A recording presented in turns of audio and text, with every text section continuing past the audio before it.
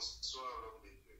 Bonsoir, nzambe azwa lokumu nazopesa bato nyonso mbote baoyo bazali kolanda biso na kati ya chaîne na biso ya YouTube CLZSS TV tikete kumba nzambe ekumisama. Merci.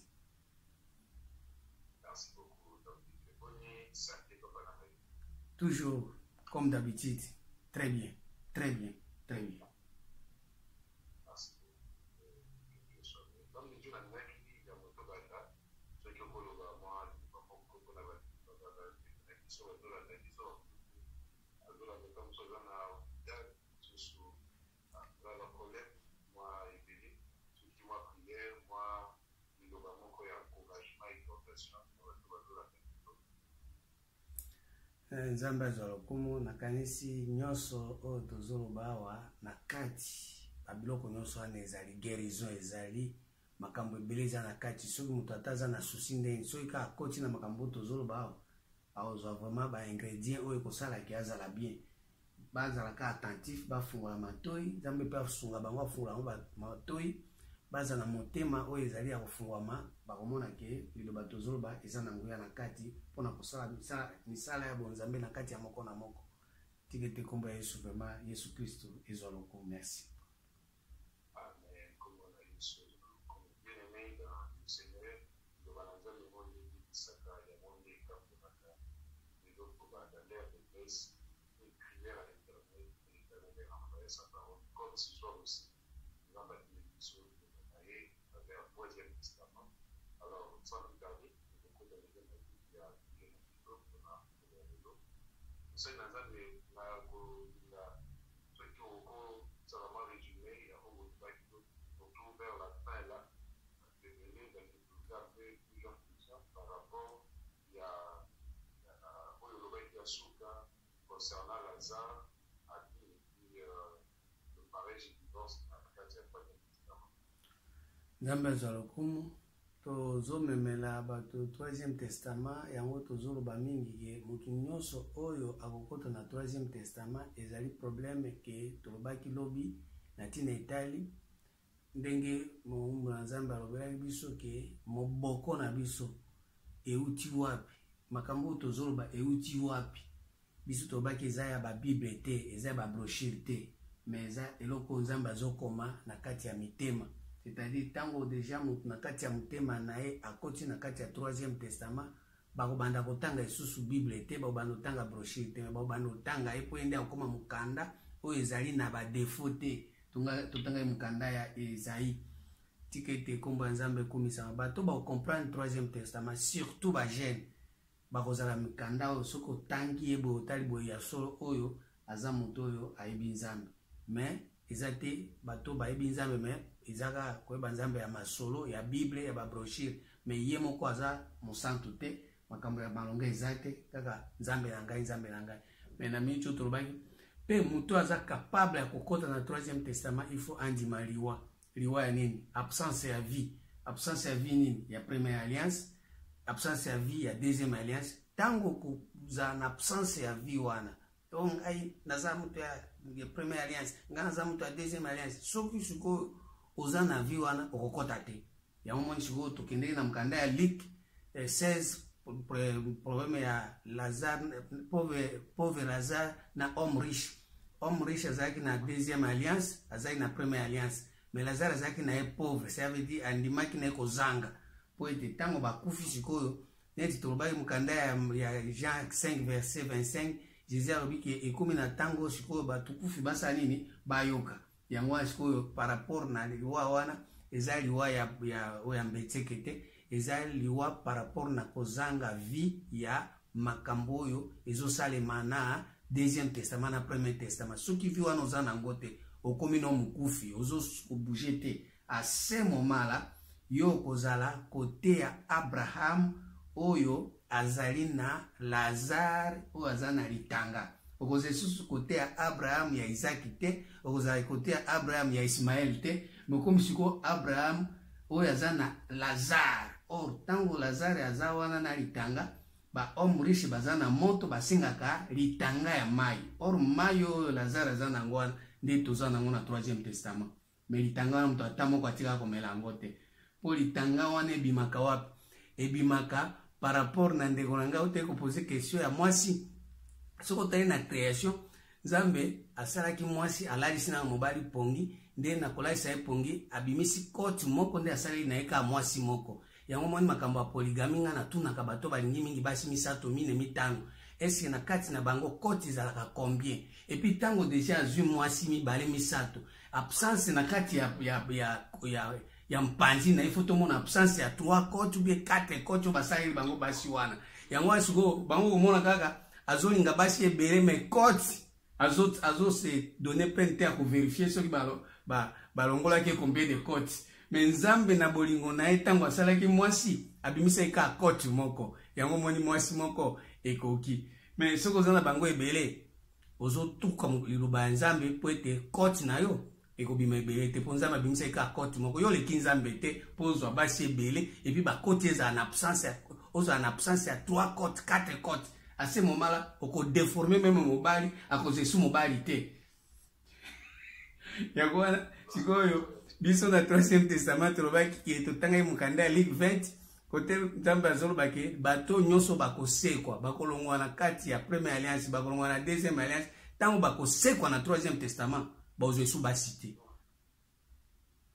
Baozo sous Agar te, baozo sous Sara te, puisque basi wana na niveau esprit ezande ba sagesse. Eza ba alliance akose sous alliance ya Agar te oyo mema bato na servitude bakose sous alliance ya Sara te oyo mema bato na dimension ya vie passagère dimension ya vanité dimension ya vie mondaine dimension ya vie oyo eza na ba va ebele mupepe mipepe siko à ce moment là soki oboyi basi wana okozwa bango susu te wana nde okosekwa Nzambe akopesa ka mwasi moko o abimisaki na coach wana po mwasi wana ti lelo muto aputama kwa zana ete mais mwasi wana abimaki na coach même Adam mobali o balalisaki pongi tango alamuki na pongi olia loba coach na chair ya lobio os na chair or Nzambe asalaki os te asalaki nde coach biloko wana nyonso eza po nini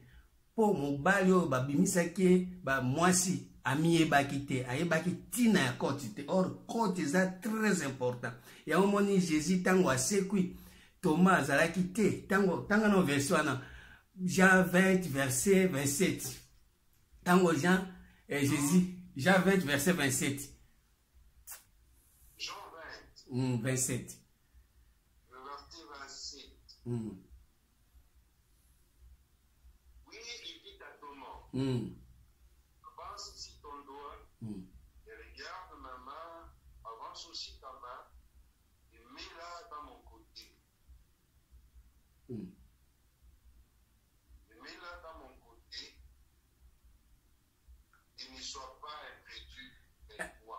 Tiango na kati ya koti nanga kote ezali kote oyo tiango wana place batubaki ye likonga pourtant batubaki je likonga na koti na mukanda ya Jean 19 verset 34 mai na makila ebimaki so mai na makilo ebimaki wana nde place mwasi azalaka tango babimisi mai na makila na tango batubi Jésus likonga na koti na ye mai na makila ebimi nde mai wana na makila wana nde ezalaka ya mwasi nde ezalaka sikoyo sagesse ya Nzambe yango nde eutaka epa ya Nzambe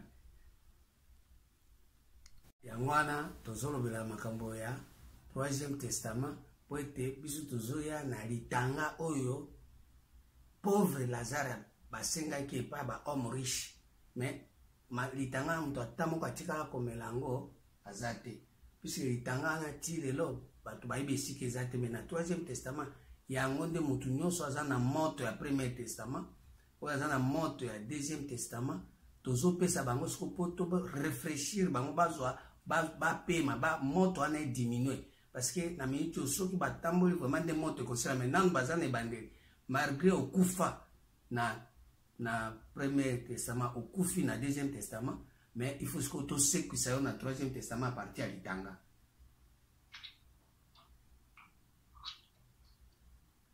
Merci beaucoup l'homme de Dieu parce que l'homme de Dieu c'est-à-dire peine dans la jeune côté testament il a mis pour la jeune bien aimé dans le Seigneur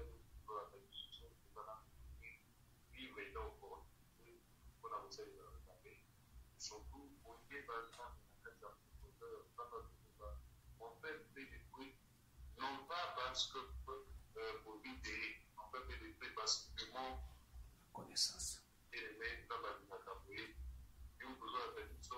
Ça l'a toujours connecté au Kogaboua, au Skido, il y a Makabo, l'autre de Dieu. Oui. La zone dont il a dit non, c'est par rapport il y a l'élection.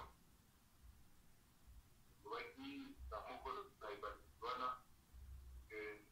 non, je suis dans la carte, il y a troisième évidemment, dans l'Igname, une bénédiction, dans d'autres mots, dans la carte, il y a troisième évidemment, il y a. Merci beaucoup. Autant Mkanda à Deutéronome 28, verset 12. Deutéronome 28, verset 12. Deutéronome 28, le verset 12. L'Éternel ouvrira son beau trésor, le ciel pour envoyer ton pays la pluie à son temps, et pour bénir tout le travail de mal. Tu préféreras beaucoup de nations et tu n'en perdras point. Continuez. L'Éternel fera de toi la tête et non la queue. Tu seras toujours en haut et tu ne seras jamais en bas. Lorsque tu obéiras au commandement de l'Éternel, merci beaucoup. Verset wana nde place bénédiction efandi. Nzambe akopesa trésor na ye oyo ezali ciel. Siko soki apesi yo ciel oyo eza bénédiction na ye, yo sikoyo okozala toujours en haut, mais okozala en bas te. Mais entre to oza na ciel. Okozala toujours en haut, mais okozala en bas te. Mais okozala toujours en haut. Et puis yo okosenga te, yo kobanda nde kopesa. Yo kodefat okobanda kosenga te, mais yo kobanda nde kopesa. Nde mutu a bénédiction asengaka te. O boya na dîme lokuta, boya na offrande lokuta, bo pesa mabonza lokuta, bo sala ba sacrifice. Non non non non. Yo kobanda nde ko offrir. Ba lobi wana bien, okobanda ko pesa bato, mais yo kozwa te. Okozala pe en tête, okozala na mutu, okozala mutu, mais okozala mukila te. Chiko na bénédiction wana, soko olingi ozwa ngo, il faut okokisa makambo nyonso ozwa nano un ciel, ozala toujours likolo, yango moni tozoyi la bino troisième testament po bato bazala vraiment béni. Puisque soko oza béni, tokomona yo na sete. Yango moni Jésus na mkanda ya Jean 8 verset 23. Jean 8,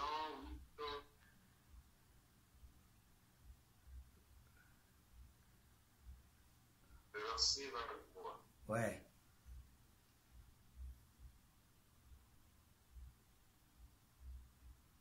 Et il leur dit, vous êtes en bas, moi je suis d'en haut. Ah, moni Jésus, azoba bino boza bato ya se, mais nga naza toujours ya likolo.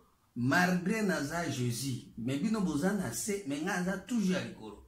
Ok. Vous êtes de ce monde. Moi, je ne suis pas de ce monde. Ah, moi chiko, tango Jésus azoba makambo, même ba disciples ne ba comprendre ete, ba pharisiens ba zo comprendre ete, ba foule ba comprendre ete. Parce que ya azoba makambo ya likolo. Mais bango bazo zoye makambo ya ciel.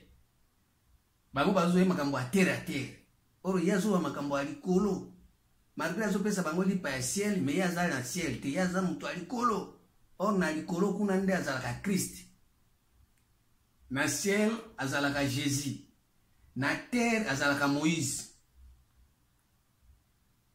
Siko mutu oyo aza béni, il faut lukaye na likolo.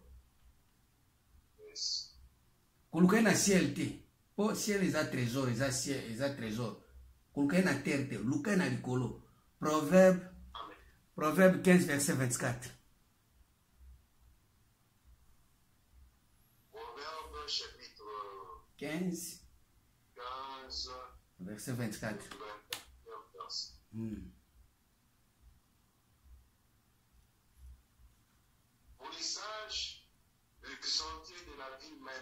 Au moins Jésus n'est pas sage. Sentier ya vie na et me marqué toujours likolo. OK. Après qui se retourne du séjour des morts est en bas. Ah, moi Chigo, à ce moment-là, ce qui obéit sage azo matisali, ao matalikolo pour être à se détourner dans ce jour de mort aux anase, ils ont permettre à comme Christ. Ce que matilikolo. Mais yo soko lingi ko lukae na likolo kuna. Là c'est Christ a fait c'est le Colossiens 3 verset 1 à 2. Mais si ko batu baluka Jésus likolo te baluka na ciel, baluka na terre. À ce moment-là, bazoke na séjour de mort. Batu nyonso baluka Jésus na ciel, bazoka Jésus na terre, bazana séjour de mort. Yango moni bazana première alliance, bazana deuxième alliance, o ils ont même batu nyonso na séjour de mort. Pour première alliance, ils ont na terre, deuxième alliance, ils ont na ciel. Maintenant, très haut, ils ont troisième alliance. Yamoni, je connais un homme en Christ qui fit la vie jusqu'au troisième ciel. Voilà ce qu'on a dit, Kolomakas. Pour la coloca place, ni Christ azali. Mais ce qu'on bat, balinga troisième ciel, te balinga premier ciel, oh, ils ont premier, comment, testament, balingi deuxième ciel, oh, ils ont deuxième testament. Or, bakene, au lieu bakene, tina troisième ciel, bayoka makambo, ezali, eza makokia mutute. Eza au-delà ya ba pensée ya batu. Kuna nde siko muto, soke ake kuna nde azabini. Mais, soko komi kuna, okoti na troisième testament. Mais batu nyoso, batika la kokota kuna te. Même ata, Paul tango amataki kuna tina troisième testament. Akoma kite, pourquoi? Parce que, ye moko pe, azalaki na ba, Satan. Abi batieli ange ya Satan. Or, ange ya Satan, soko zanae, au tika la kana deuxième testament.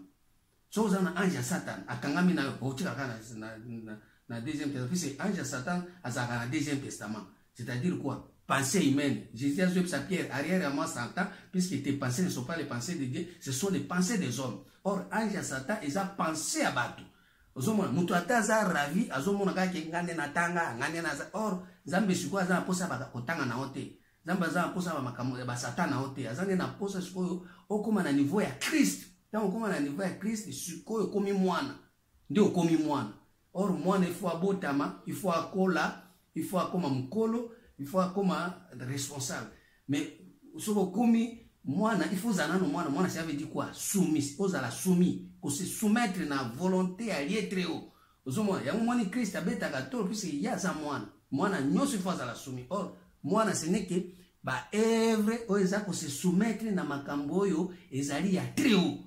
Ezali ba pratique o eza ko se soumettre na makambo ezali ya très haut.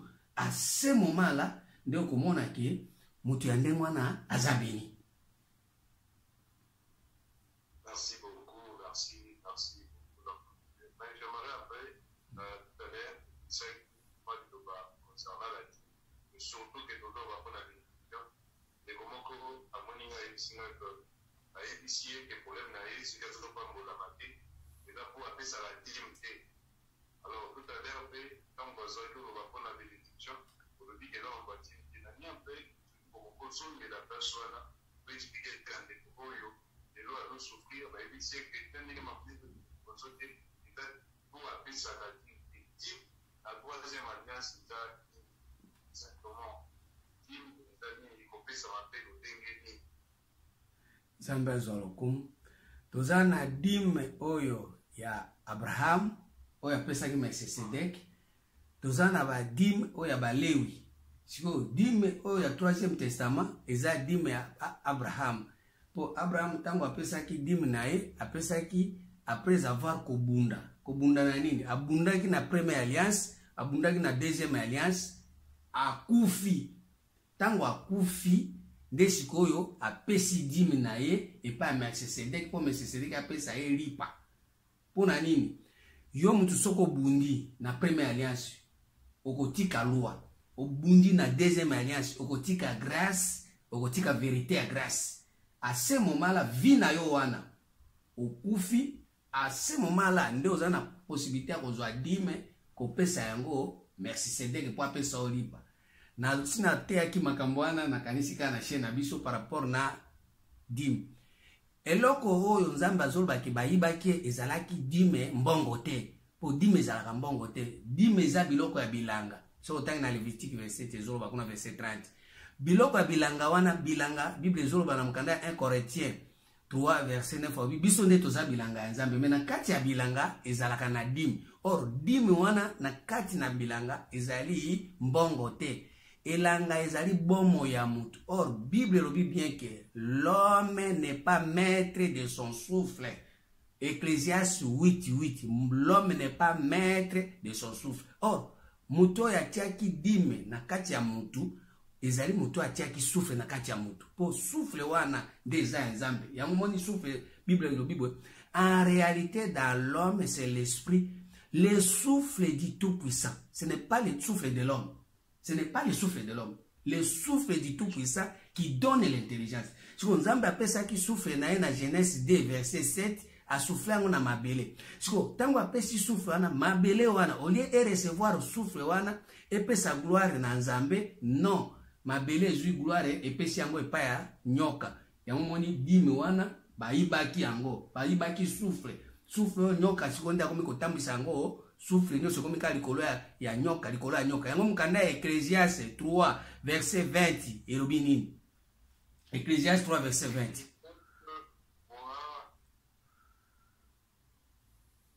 Le 20e verset, non, au nom du Seigneur. Tout va dans un même lieu. Banda na 19. Banda na 19. Banda na 18 pardon, banda na 18. Je dis à mon cœur au sujet des fils de l'homme que Dieu les éprouverait et qu'eux-mêmes verraient qu'ils ne sont que de paix. Car les sorts des fils de l'homme et celui de la bête sont pour eux un même sort. Comme meurt l'un, ainsi meurt l'autre. Ils ont tous un même souffle. Et la supériorité de l'homme sur la bête est vue, car tout est valide. Continue. Tout va dans un même lieu. Tout a été fait de la poussière. Et tout retourne à la poussière. Qui sait si le souffle des fils de l'homme monte en haut? Et si le souffle de la bête sont en bas dans la terre. Bon, omoni problème ya Nzambe ezani. Tango apesa ki souffle na ye ezalaki ke souffle matalikolo. Souffle matalikolo. Mais akuti souffle nyo sezo kitawapi na se. Ezo kitaka na terre. Siko souffle wana tango okitsango na terre na beti pe azaka na souffle ezo kitawapi na terre. Na muto Nzamba souffle kati na akuti souffle ezo kitaka kawapi na terre. Or souffle ekoki okita na terre te fue matalikolo pona lokumu na Nzambe. Po Nzambe moko alobi ke en réalité dans l'homme c'est l'esprit, le souffle du Tout-Puissant qui donne l'intelligence. So ozo zui intelligence, il faut que souffle nezo esani e matalikolo. Mais souffle nyonso ezo kitaka na se. Beti pe azaka batu nyonso Nzambe obi ako éprouver batu nyonso ba komona kaka baza ba beti puisque souffle na bango nyonso ezo kitaka na se. Siko souffle wana ba yibaki yango, tango ba yibi yango ba okitsa yango kana na se. Boki sango na se. Nde Nzambe bibozo ngisela nga souffle na nga. Nde olialo ba souffle ndo bibozo ngisela nga dime na ngai. Merci beaucoup. Merci Bible lobi bien que tout ce qui respire loue l'Éternel. Tout ce qui respire. Ça veut dire mutu nyonso aza na souffle et sengela matisa likolo. Amatisa apesa dime. Mais siko tellement batu baza na première alliance, batu baza na deuxième alliance, balingi commerce na makambo ya Nzambe, balingi mombongo na makambo ya Nzambe.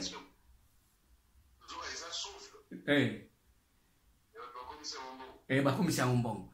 Siko na minute oyo mutu atamoko aza na souffle oyo ezo matalikolo azate bango nyonso bakitsa souffle na se. Et puis mutu apesa bango opportunité makasi ya kozwa souffle kokisa na se azomema bango na séjour de mort. Toto otanga mukanda ya proverbe 15 verset 24. Bango nyonso baza na séjour de mort. Yango moni ke ba souffle wana sikoyo batu nyonso bazana maka Nzambe asali Nzambe apesinga témoignage nini Nzambe musala Nzambe voyage Nzambe mambongo azona souffre azopema opema po nini po souffre ezokita na si pona makambo na ye pona buzoba na ye makambo ya Nzambe azana ngote. Merci beaucoup. Donc, maintenant que Dieu nous veut interpréter Matthieu, Malachie, apporter à la maison du trésor toutes les types, afin qu'il y ait de la nourriture dans ma maison. Mettez-moi de la sorte à l'oppresse, dit l'Éternel des armées, et vous verrez si je n'ouvre pas pour vous les bénédictions des cieux.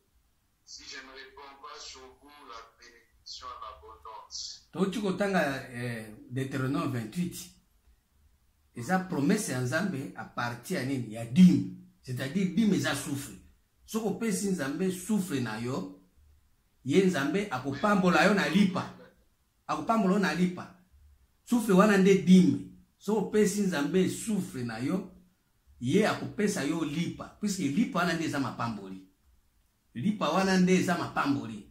Po mutu nyonso akozwa lipa, akozwa nzoto ya Yesu. Oro nzoto ya Yesu na kati kuna nyonso ezali.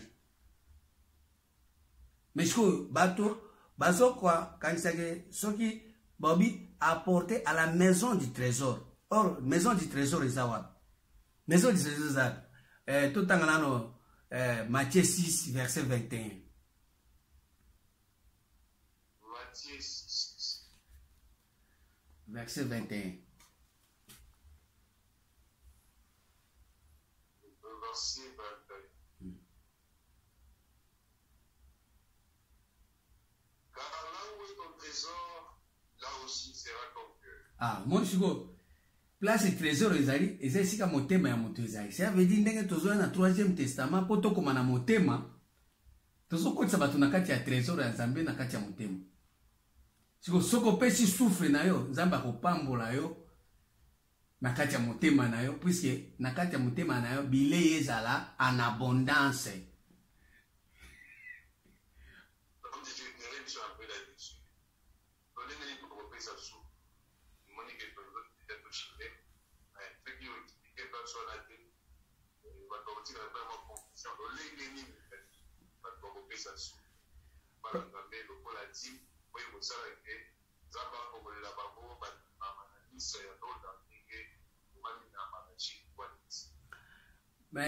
Job 38.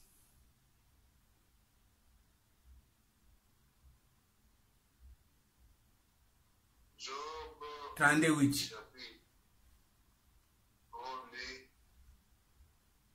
Nous lisons le 8e verset.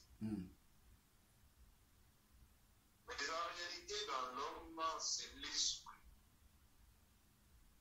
Le souffle du Tout-Puissant donne l'intelligence.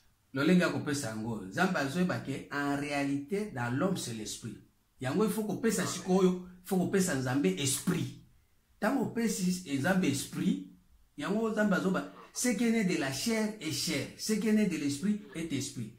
Disposer esprit na yo epai ya Nzambe. Ye siko akotia yo souffle po ete ozala na mayele. Nde amoni siko mutu amonani. Soki yo pesi esprit, ye siko atie souffle na kati esprit. Job 36 verset Job 38 verset 36. Job 38 36. 38 36.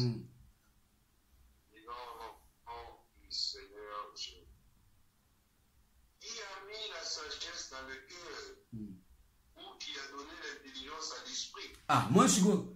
Si on peut si esprit, bah comme manini, intelligence, bah quotidien. O bana siko kopema.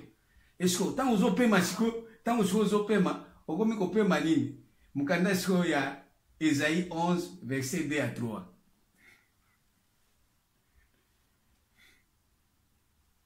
Esaïe 11 2 à 3. Verset 1er au 3e. Oui, un rameau sortira du fond d'Isaïe, et en rejetant les bras de ses racines, L'Esprit de l'Éternel reposera sur lui. Ah, mon Esprit de l'Éternel. Esprit de l'Éternel. Écoute ça, Katina. Ok, continue. L'esprit de sagesse et d'intelligence. Ah, ok. Esprit de conseil et de force. Ah, Esprit de connaissance et de crainte de l'Éternel. ok. Il respirera la crainte de l'Éternel. Au moins, tu vois, ma pesio biloko wana nyoso. Yo pesi dime, ba pesio yo pesi souffle. Ba pesio lipa. Siko biloko yo okozwa yango ba detail wana. A partir ya lipa. Nde sikoyo Nzambe akosala ke okoma na souffle o eza kobanga Nzambe. Eza kobanga mutu te. Il respirera la crainte de l'Éternel. Okobanda kubanga éternel. Po yo banga te po ozwi souffle na yo ozokitsa ngo na se. Mais soki ozwi souffle na yo opesi souffle pa Nzambe, Nzambe abeniro apesi yo lipa wana ekosala ke okoma na ba esprit nyonso oti kodetaye wana na epi ebakisela yo bobangi crainte ya éternel. Merci beaucoup. Cette parole est dure, que Dieu soit loué. Merci en tout cas, l'homme de Dieu. Maintenant, laissez-moi le devoir avec comme un appel. On a des taquisso, on a la première alliance, deuxième alliance. Moi, le devoir beaucoup plus avant mon invitation pour beaucoup plus avant vers cette nouvelle alliance, la troisième alliance. Apocalypse 11, versets 18 à 19.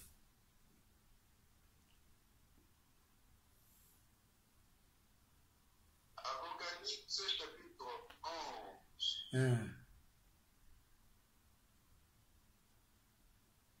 7 à 19. 18 à 19. 18 à 19. Les nations se sont irritées. La colère est venue.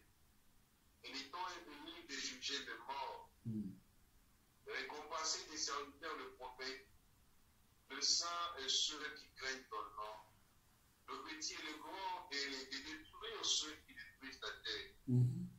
Et le temple de Dieu dans le ciel ouvert, l'arche de son alliance apparut dans son temple. Il y eut des éclairs, des voix des tonnerres, un tremblement de terre, une forte crainte. Wana eza appel ya Nzambe. Ekomi ntan ya kojije siko bakufi. Amen. Po bakufi nyonso bao bakokufa bakotika première alliance bakotika deuxième alliance bakufi tokojije bango sikoyo. Temple sikoyo na ciel efungwama esika trésor ezali. Esika oyo Nzambe aza na posa sikoyo asopa mapamboli. Po tango batu bakokota na kati ya troisième testament, premièrement ciel nani kofungwama et puis deux cieux efungwami ba matisiko na lieu très haut. À ce moment là bénédiction ko na lieu très haut et ko permettre que ata ciel trésor ezali terre ezo recevoir ba empreinte ya ciel mabele wane kozala mabele masantu la terre sainte. Oyo bakotie su ba semence ya buzoba te. Tere wana mutu nyonso akoya na sapato na ifo alongola sapato. Po n'importe qui akoki kotambola lisusu na tere wana te. Yango moni tozomema bino troisième testament puisque tozwa tere oyo eza na baabime oyo ezali na ténèbre. Tokotisa yango semence ya Nzambe en esprit de façon que batu ya Nzambe bakoma na trésor ya Nzambe oyo ezali ciel après bazwa souffle oyo ezopesa bango crainte ya Nzambe. Quel que soit bakozwa ba héritage oyo ezali na ciel, bakozwa ba héritage oyo ezali na terre, mais baza ko adorer les dieux très haut. Ésaïe 57, 15. Ésaïe 57, 15.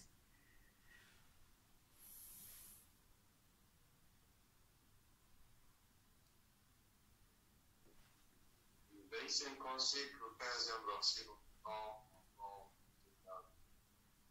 Car ainsi parle le Très-Haut, dont la demeure est éternelle et dont les noms est saint. Ah, ainsi parle le Très-Haut. Otoyo soki alobi alobaka makambo ya likolo, alobaka makambo ya terre te, alobaka makambo ya ciel te, mais alobaka makambo ya likolo. Nde wana siko demeure na ye ezali éternel.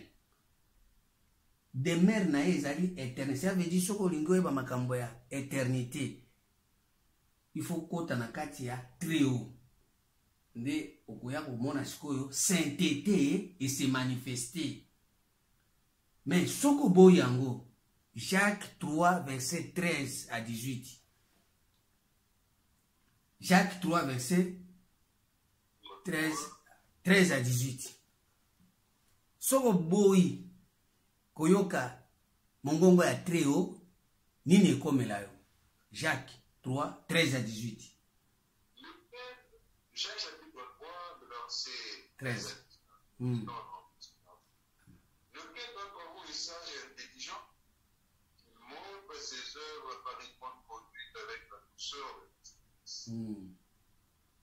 Mais si vous avez dans votre cœur un zèle amer et un esprit d'étude, et vous ne glorifiez pas et ne mentez pas contre la vérité, cette sagesse n'est point celle qui vient d'en haut, mais elle est terrestre, charnelle, diabolique.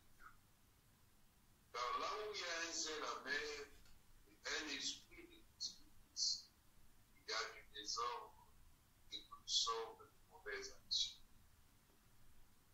La sagesse d'en haut est premièrement pure, ensuite pacifique, modérée, conciliante, pleine de miséricorde et de bon, exemple de duplicité hypocrite.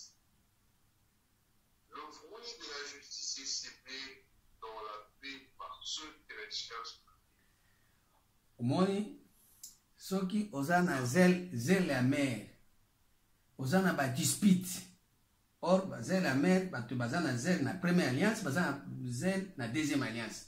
Mais pas Nzambe, eza zèle amer. Po wana eza sagesse d'en haut te. Eza sagesse d'en haut te. Eza diabolique, puisque le diable akomatisa yo mpe na niveau moko ya ciel, alakisi yo tala ozwi. Mais ebaki sagesse wana eza euti likolo te. Satan appelle akomema na ciel, puisque il y a guerre dans le ciel. Apocalypse 12 verset 7. Omoni mpe bambiloko wana sikoyo na nkati wana ezali sagesse d'en haut te. Mais sikoyo biso tozomema troisième testament, puisque tokota na kati ya sagesse d'en haut, de façon que mutu na mutu azwa kimia na bato bazoluka kimia. Po soko koti na sagesse d'en haut te, okozwaka kimia jamais. Soko koti na troisième testament te, okotikalaka kozwa pété. Or, le royaume de Dieu, c'est la justice, la paix et la joie. Wana sikoyo nde tozolinga tokotisa bato na bokonzi, royaume ya Nzambe, de façon que bazala na kimia, ozala tranquille, de façon que obande suko ozala susu mutu azo murmurer te, azo s'inquiéter te, ozali mutu moko boye omiyebi te. Mais na kati ya sagesse na o okose découvrir, et puis Nzambe akolakisa eloko oyo eza trésor na kati ya motema, okomata na ciel. Tango mati na ciel, à ce moment-là, ata oza kobimisa biloko na terre, epesa lokumu epai ya éternel oyo aza na lie Très-Haut. Lokumu ekozonga na ciel te, lokumu ekende na terre te, mais lokumu ekende na Dieu Très-Haut. À ce moment-là, la crainte ya éternel ekokota na kati na yo. Bana Nzambe, troisième testament ezali na vie éternelle na kati, eza vie passagère te. Mardo kozwa ciel, terre na yo ko produit biloko ya malamu, mais sagesse d'en haut eza pure. Toti otanga ngo. Zongela no verset wana na verset 15. 3 Jacques 3:15. Cette sagesse ne pas celle qui vient d'en haut. Elle est terrestre, charnelle, diabolique. Ah, moi, sagesse terrestre, c'est la première alliance, la deuxième alliance. Tout ça, sagesse terrestre, tout ça, sagesse céleste. Mais tout ça, c'est la sagesse d'en haut. Or, sagesse terrestre, c'est la première alliance. Sagesse céleste, c'est la deuxième alliance. Mais sagesse d'en haut, c'est la troisième alliance. On a déjà pire. Continue.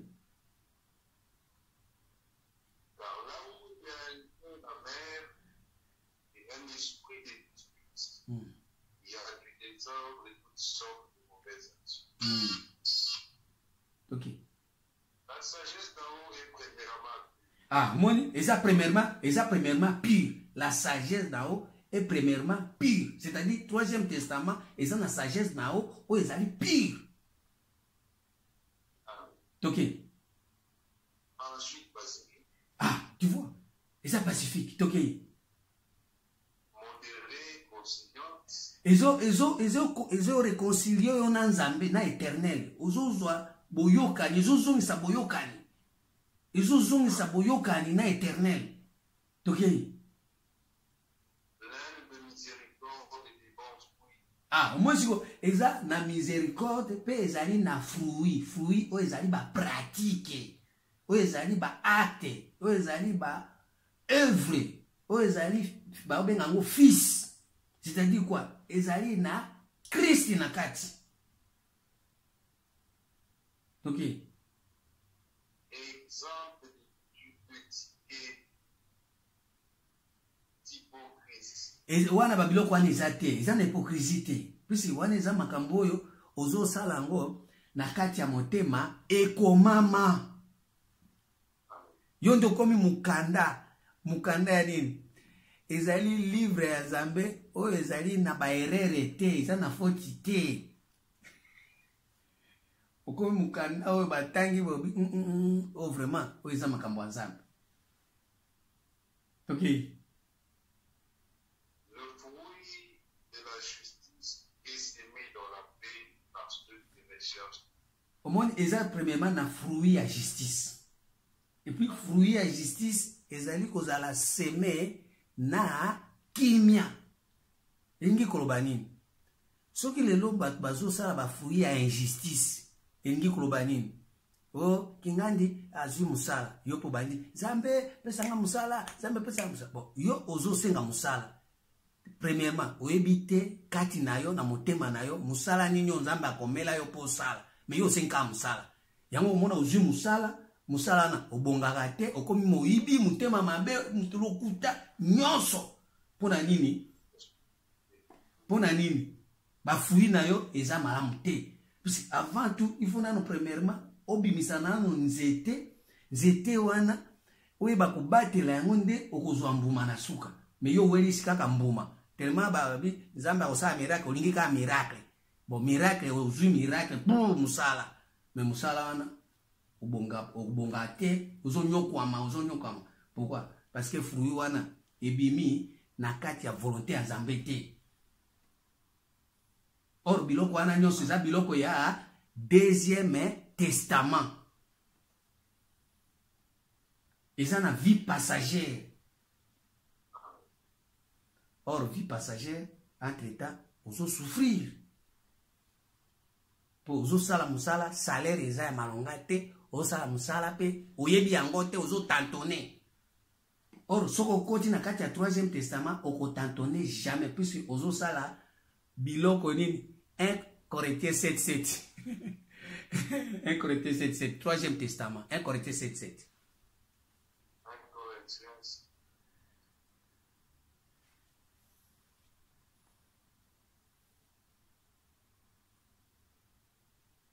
Je voudrais que tous les hommes fussent comme moi. Mais chacun tient de Dieu un don particulier. L'un d'une manière, l'autre. Ah, moi je go. Mutu na mutu azala na don particulier.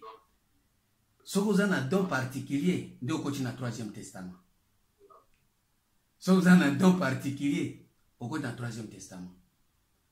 Mais soki oza na don particulier te, oza na 2e testament, oza na 1er testament, oza na zèle amer, oza na esprit de dispute. Diable moto azokumba yo. Sagesse wana ezali euti likolo te, euti na ciel, euti na terre.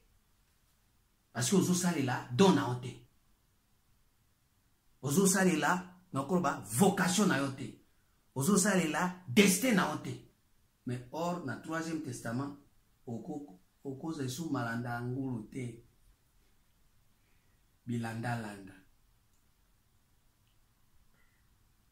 Merci beaucoup. Donc, je pense que vous avez dit après, il y a une belle à la loi et maintenant soy au Tilelo, si va sosoli, et comment va y essayer récemment.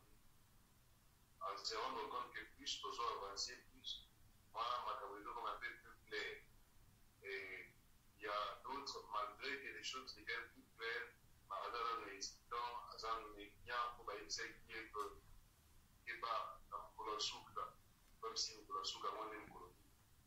Donc, c'était l'appel de l'homme de Dieu à tous ceux qui ont déjà compris et qui sont encore résistants jusqu'aujourd'hui, ne veulent pas se décider. Je crois que l'homme de Dieu a été vraiment très clair pour ce sujet-là par rapport à son appel. Par contre, parce que parce qu'on a la mission vraiment mis contre cela. On a la mission pour contredire. Les amis m'ont été pour y développer, éprouver les esprits pour savoir si bien de Dieu. En mot de jour, les gens m'ont dit, mon macamoussin, les gens m'ont dit, mais éprouver un peu. Ma connu, éprouver un peu parce que tout ce qu'il dit, alors le maman de Tira, moi, la Bible, tout le temps, tout le monde a comment on a en train d'éprouver. Et ça là, on a encore parlé bien de après avoir sonné les Écritures, parce qu'il n'y a pas à moi la vie. Donc, quand on sonne l'Écriture, il n'y a pas à moi la pauvre. Merci beaucoup, l'homme de Dieu. Je pense qu'on va mettre un point final de la suite au prochain numéro. Merci beaucoup pour votre temps. Merci à vous de nous s'étendre à long et à large pour que l'ensemble soit vraiment l'avantage de notre sauveur. Merci beaucoup. Damba zwalukumu. Nandimela naniye, nandimela nzambe alola oyo e. Nandimela nzambe alola oyo, nandimela nanye, nandimela nzambe alola oyo. Nandimela nanye, nandimela nzambe alola oyo. Kumama lelo ye. Kumama lelo libela, kumama lelo libela zambe abato mai, kumama lelo libela bongina kemboe, kumama lelo zoto mabele apambae, kumama lelo bambaga babwaki motole. Kumama lelo babwaki na makolo ya Kristo kumama lelo libela nandimela nani nandimela nzambe alola oyo nandimela nzambe alola oyo nandimela nani. Merci beaucoup. Nzambe apambola bino nyonso.